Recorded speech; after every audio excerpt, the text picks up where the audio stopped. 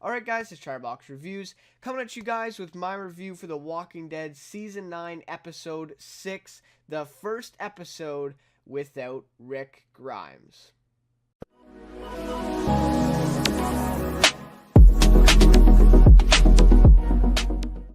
Alright, so this was the first episode of the Rickless Walking Dead, if you want to call it that, right? So the new kind of Walking Dead.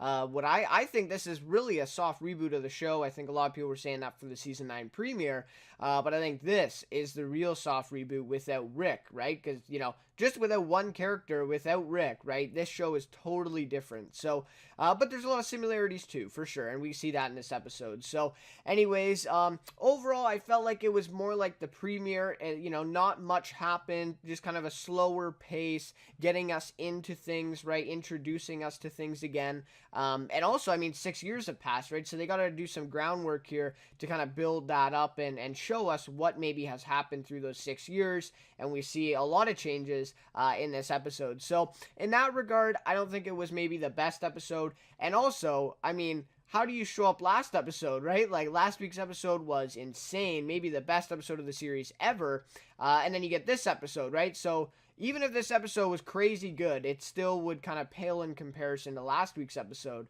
and so they were kind of, they were kind of met with a tall task here for this episode, but ultimately I think they did an okay job, and I think it was a good episode. But yeah, just not as, of course, not as action-packed, and, not as good as last episode, for sure, right?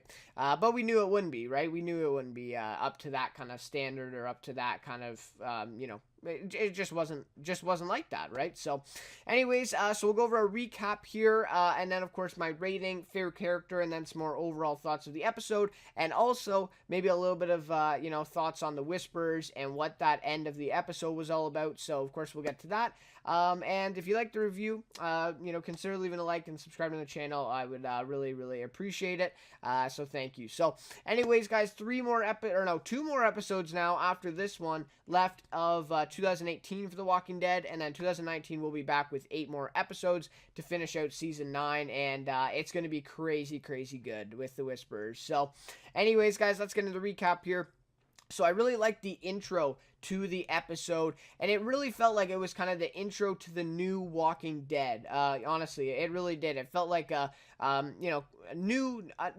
felt like a new show. It felt like a precursor to what is going to happen now for the rest of the show. And I really like the overlay of Michonne kind of speaking to Rick, or I guess technically we see her that she's speaking to the bridge, right, where they think that they lost Rick, right? Because we all know he survived, but to them, he's dead, right? And I think it's going to continue like that. I think they're going to continue to think he's dead, maybe until the end of the series. I don't think they're ever going to find out that he lived. Or maybe, maybe some characters do, that maybe they get taken by that, so whatever, right? A lot of theories for that, but for now, they all think he's dead, and Michonne is definitely suffering probably the most, as, she was in love with Rick.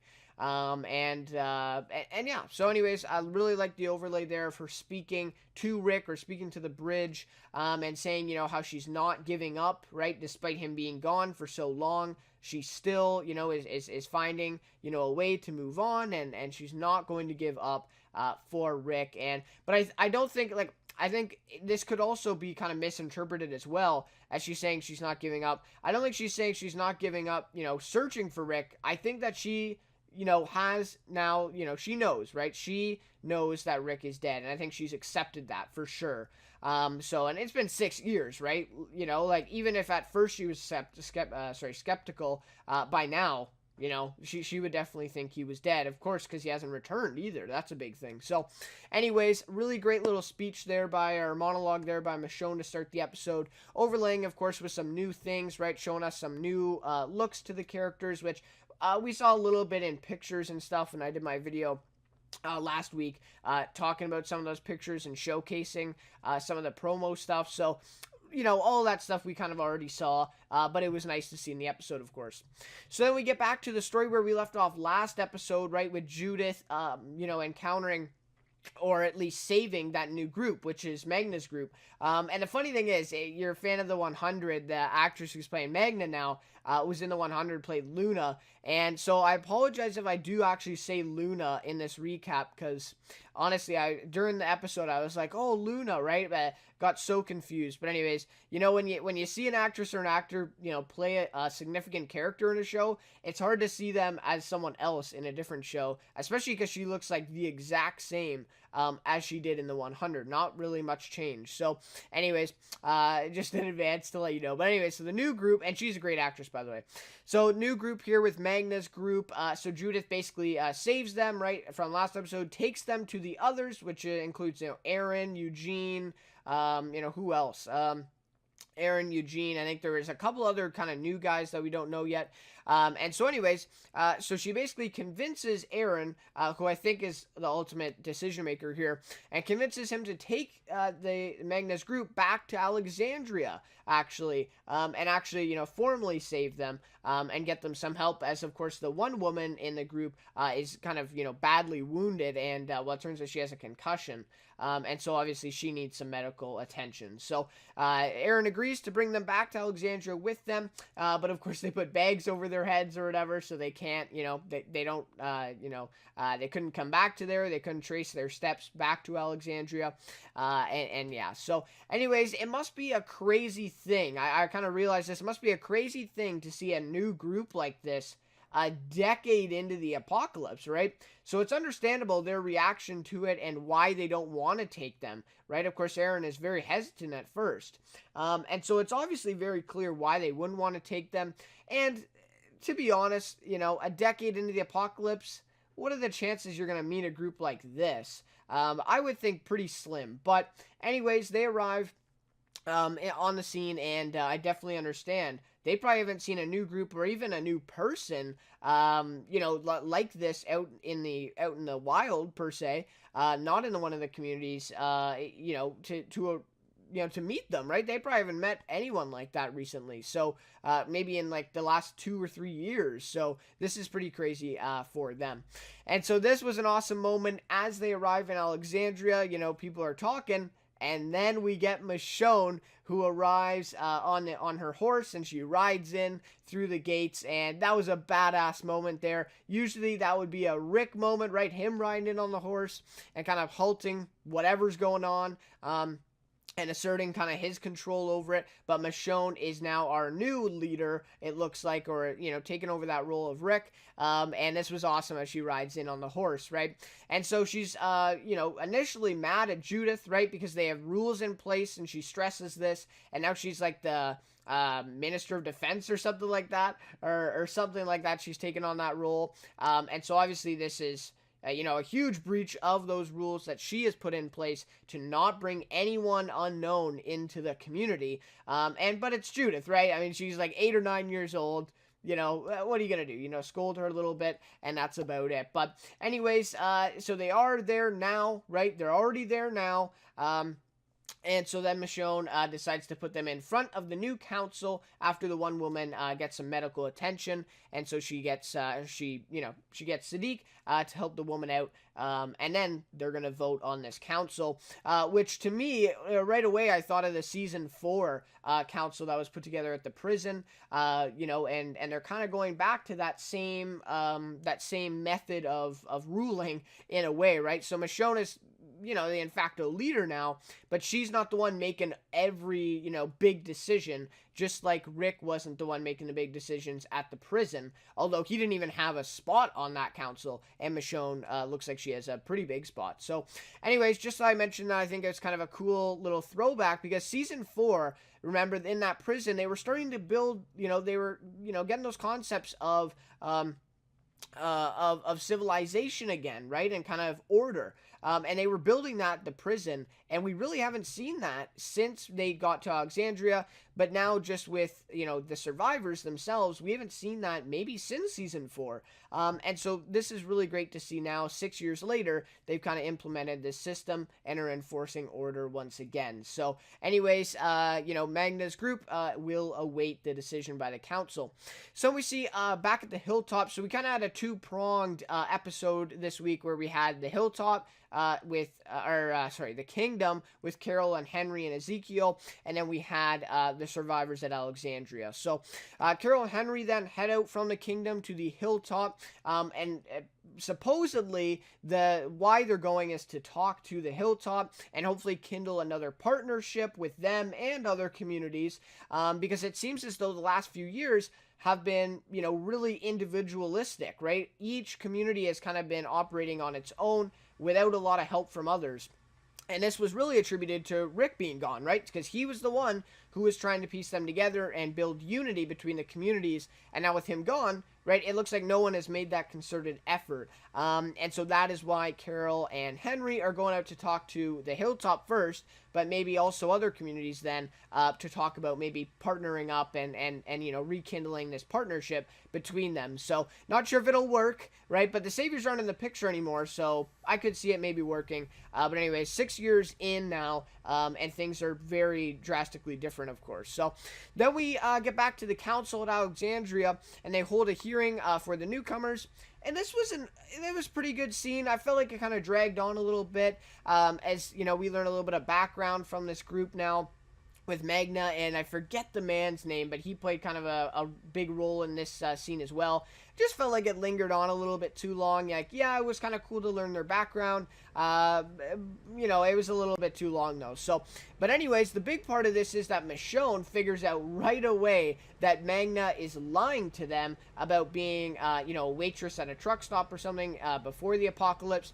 And she was actually a prisoner, and she judges by her tattoo. So Michonne, very intuitive here, and she's, 10 steps ahead of Magna and everyone else in the room as well, right? And so she storms off then before voting, right? Before voting on the council, and says, I don't know about you guys, but I remember. And I'm not sure exactly what this meant, but I'm assuming that she's referring to the Saviors, and the Saviors being kind of that type of person, prisoners, criminals type of thing. And so maybe she's referring to, I remember the Saviors, and look how well that turned out, right? And so you guys should not vote for to keep this woman, to keep Magna, because she is exactly like them, or she's going to be like them. So anyways, interesting scene there, and definitely some hostility between Michonne and Magna in the scene. I really liked, though, that Magna didn't back down, really. She really wasn't, too intimidated by Michonne in that scene, and she was, she says, can I ask you a question, as Michonne walks away. So really great stuff there, some good character building for Magna. So then, this was a surprise this week, so Gabriel talks, and Gabriel had a pretty big part in this episode. He talks to Rosita about reaching out to more people by setting up transmission devices, I guess, and transmitting signals after being inspired by the arrival of Magna's group, of course. Right now, he's wanting to reach out and see if there are other people out there, maybe like Magna's group or other bigger groups that they want to communicate with. But of course, this comes with a risk, and that is why he thinks that Michonne will not go for it, right? Michonne is not about risk and doesn't want to involve any other people inside the communities, and so she would not go for it.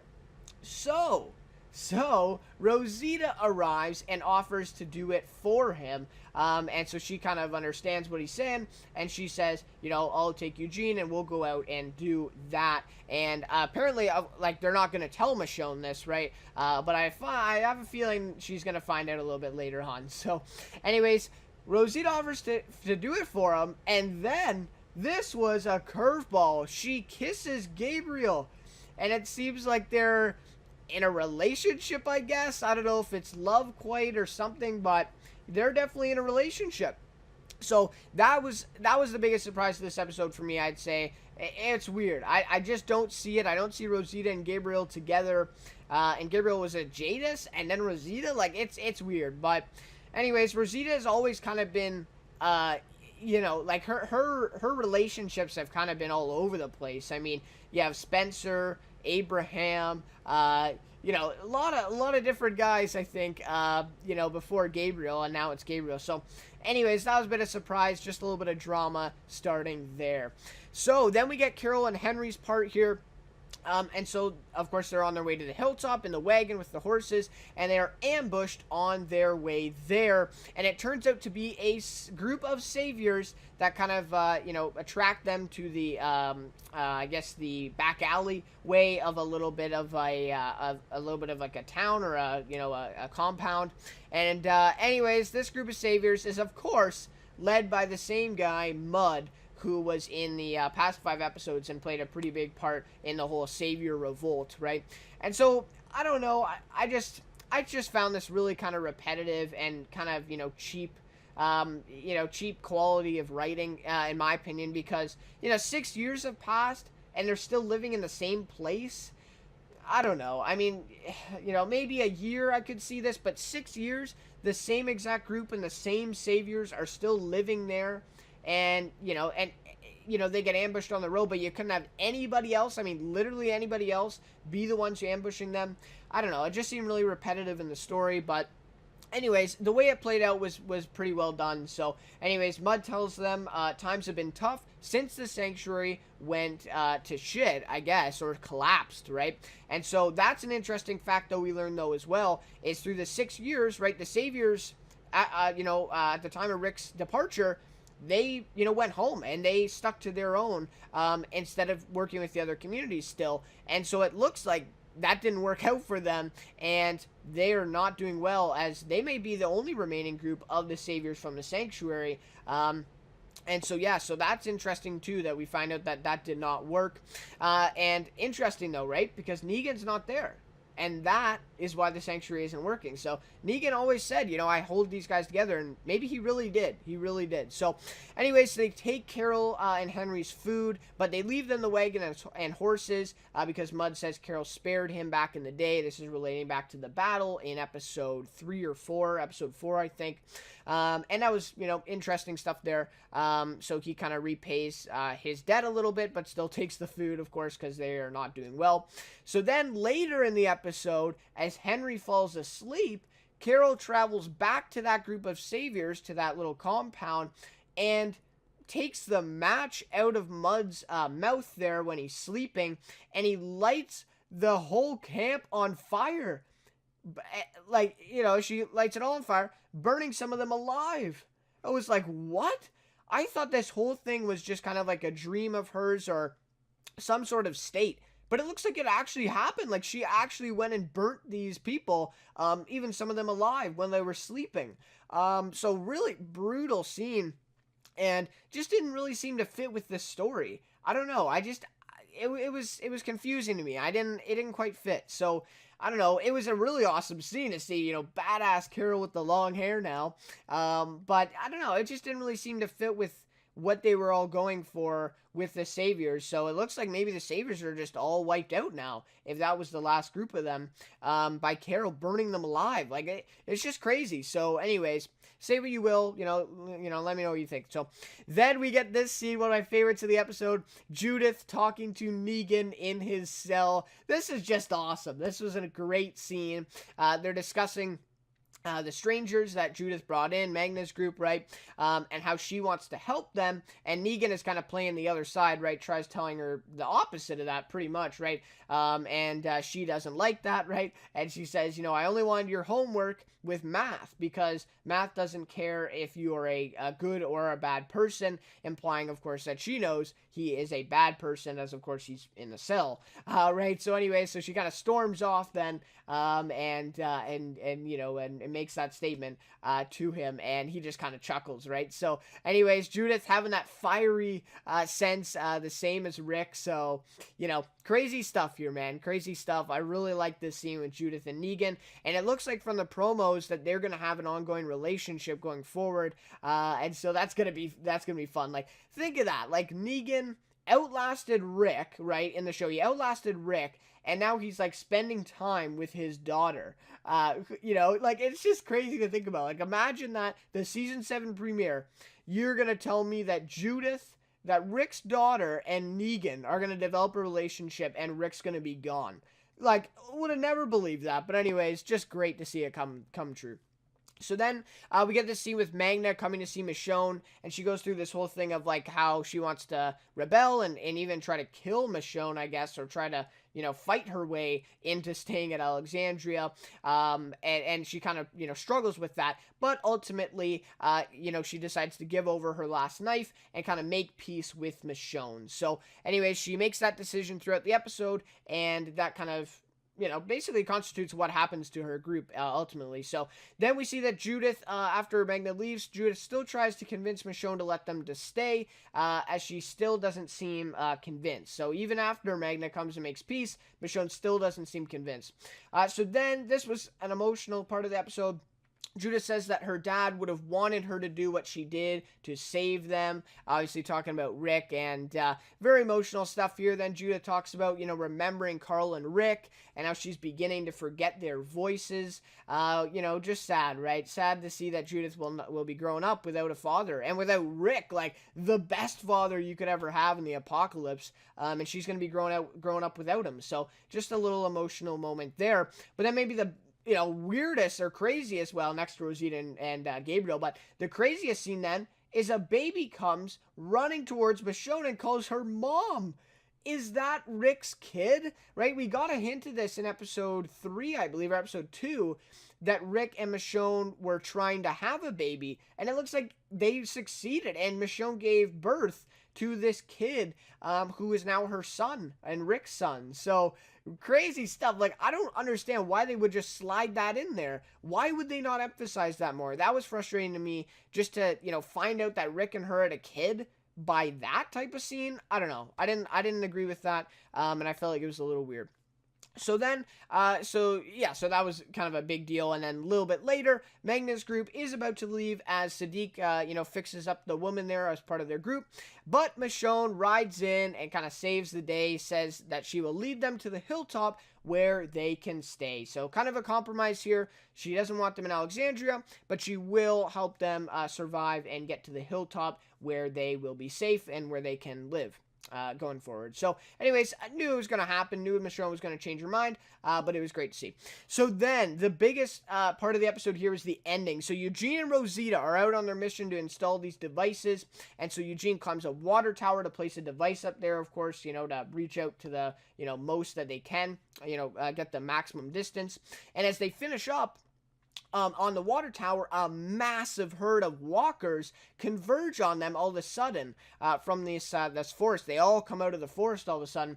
And so this forces Eugene actually to jump off to the ground from, I guess, a few feet up in this water tower on the ladder. He has to jump down to the ground, and I think his knee buckles or something like that. He maybe, sprained his knee or something like that. And so he's not in good shape, and he cannot run anymore. He needs a cane, and so Rosita kind of fetches him something that he can use. So the two run off, but I gotta walk off, walk fast off into the forest then to escape the walkers. I almost slipped up there. Eugene then tries to tell Rosita, this is awesome. This is the funniest part. Eugene tries to tell Rosita that he has feelings for her, right? And he's like about to sacrifice, his life, and he's, about to throw himself into the walkers so that she can escape or something like that, right? And she's like, don't make this weird. And then they just keep running. So that was a really funny moment there with Eugene. And, he's been responsible for a lot of humor in The Walking Dead, but that was really great. So then they keep going, of course, and they find this little hill or this little bank, I guess, and to hide in from the walkers because they can't get away. So, anyways, they cover themselves in mud then to hide from the herd there. And actually, if we saw the shot, they actually blended in pretty well. So as they lay there in the mud on the bank and the walkers pass by. This scene was from the trailer, and I wish it wasn't, because this would have been more impactful. But anyways, we hear, where are they? Don't let them get away. Insane stuff. The whispers are here, guys. This is awesome stuff, and I wasn't sure if they were going to show this in this episode, but it was really great. So anyways, really great ending to the episode there, and real creepy as well. Alright, so in terms of a rating for this episode, I'm going to give it a 4.2 out of 5, which is the lowest so far of the season. You can definitely feel Rick's absence. That's for sure. That was kind of my main thought. Like right when the episode ended, I said, yeah, you can feel you can feel the difference without Rick there. But I think, it was a big difference, but again, it wasn't, right? Like I said at the very beginning, there's some similarities, right? Like this is kind of a new brand of The Walking Dead, where a lot of things are different, but a lot of things are the same as well. So, the same themes and the same objectives, the same characters, but just without Rick kind of leading and pushing the story. So, anyways, it definitely is different. You can definitely feel that, and I think that was, as the episodes go on for the rest of this show, I think we're gonna get used to it. But as for right now, for this episode, I feel like that really did bring down this rating. So, anyways, Rick's absence, of course, like no character can make up for Rick's absence, right? And Andrew Lincoln, like it's just not possible. So, and Maggie's gone too. So you lose Maggie and Rick, and then something I did not agree with at all in this episode is, so yeah, you have Rick and Maggie gone. Okay, they had to leave, you write them out. But then why wasn't Daryl in this episode? He was in like 2 minutes of screen time in the whole episode. In an extended episode that was like an hour long, he had 2 minutes of screen time in this whole episode. And he is supposed to be our new lead of the show. Norman Reedus, the top billed cast member, he's supposed to be the lead. And he's in 2 minutes of the new Walking Dead. That just, blows my mind. I did not understand that at all. I understand maybe the story that they're trying to set up with him, but, maybe just, like, tell us that a little bit earlier. I don't know. Or just don't do that story. I don't know. Or show more of him in nature and doing things. But they literally showed 2 minutes of him. So I was very upset with that. Like, if you have Rick and Maggie gone, the two biggest characters, who had the two biggest story arcs so far in season 9, if you have those two gone, well, then at least give us the third biggest storyline arc with Daryl, so we get a lot of Michonne in this episode, which is great. I'm not complaining about that, but it just would have been really, really a lot better with Daryl, who's supposed to be our new lead of this show, but it doesn't look like it from this. Like, Aaron was in more of this episode than Daryl. Like Magna was in more of this episode than Daryl. Like, it's just, I didn't really understand that. So anyways, a couple other things here. Judith is awesome. I'm really liking her character. And, a couple of the scenes were a little bit cringe, right? Little girl, treating her a lot older than she is. But I think they're also setting up that as well. I think it actually makes sense for the story because, she's carrying around, she's wielding a gun and a katana like Michonne, right? And everything. So they're setting up some things, but of course, yeah, she's young, she's a young girl and they're treating her a little bit older than maybe they should. And so that's going to be a little bit cringe at times, but, I felt like it was very minimal. I thought, going to the episode, okay, it could go one of two ways, right? And I really feel like they took a positive way to Judith and the character, and I'm really liking her so far. So, then Magnus Group storyline was interesting. A lot of focus in this episode, so we'll see going forward if we see much of them again. And, of course, Whispers at the end, they are here, and it looks like from the promos for next week's episode, Eugene and Rosita, or at least one of them, it looks like Eugene, might be taken captive by the Whisperers, or at least have to deal with them. So, really great stuff here to end the episode off. Again, I wish the trailer wouldn't have spoiled this scene, but still, it was very, very interesting, very awesome at the end. So, Whisperers are here, guys, and it looks like maybe this mid-season finale, there might be a big Whisper reveal, or it might be the mid-season premiere for next half. So, anyways, really great stuff there. Favorite character for this one? I'm going to go with Judith Grimes, played by Kaylee Fleming, who is coming on board now to play the older Judith. Of course, you need a new actress because she's aged about 6 years. And so anyways, Kaylee Fleming, she's been in the film Peppermint, the TV show Better Things, and Preacher TV show on AMC. So those are kind of her three biggest profile projects before The Walking Dead. And I haven't seen Peppermint, I haven't seen Better Things, and, well, I haven't seen Preacher either, but I have heard some some things about her role in Preacher. They're talking about it on Talking Dead a little bit. So anyways, Keely Fleming, I think she's doing an amazing job. You know, for a child actress, you always kind of, you know, got to be a little bit weary going in and seeing what performance they're going to give, kind of like Chandler Riggs in the earlier seasons of The Walking Dead. But she was awesome. I feel like Keely Fleming really gave a great performance in this episode, and she's really doing well with this Judith character. I really want to see more of the Negan interaction with Judith. I think that's awesome. And, you know, seeing her step up like this and taking risks and all this stuff and saving Magna's group this week was really great and, you know, monumental for, you know, an 8-year-old to do, but, you know, 8 or 9-year-olds. So anyways, guys, that'll just about do it for my review then of the episode here this week, and 2 more episodes to go. Only 2 more episodes to go this half. It's went by really, really fast, and yeah, you can definitely, you know, tell the difference without Rick, but I still really like where they're going here, and the whispers are coming, so I'm excited. So, anyways, guys, thanks so much for watching this review. Thank you so much for your support on the channel. I believe we're at 100,000 video views on the channel now officially. That's awesome news, so thank you so much for that, and really, really thankful as always. So, again, thank you so much for watching this one, and I'll see you next week for The Walking Dead Season 9, Episode 7. My road, take this soul, maybe at the bottom of the river. The devil has come to carry me home, maybe at the bottom of the river.